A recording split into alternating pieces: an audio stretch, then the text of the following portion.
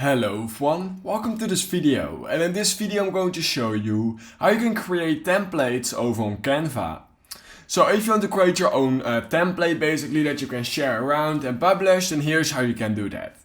So first of all, head over to the design you actually want to create a template of. So I've just this really basic right here, and if I want to create a template of this, then what I simply do is head over to the top right corner of my screen, click on share. Once I've done that, I can simply click on more right here, and then you will notice it says share template, or it says template link basically. And if you click on that, you will be able to share your template using this link. So just click on create template link just like this, and then click on copy. And if you share this around, then basically everyone will be able to use your template using this link.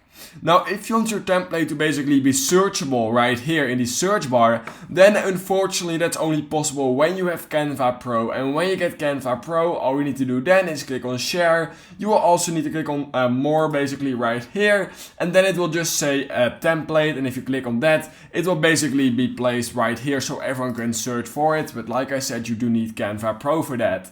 And yeah, that's basically all you need to do. So yeah, if you learned something from this video, then please consider liking this video and subscribing to my channel. And I hope I will see you in my next YouTube tutorial video.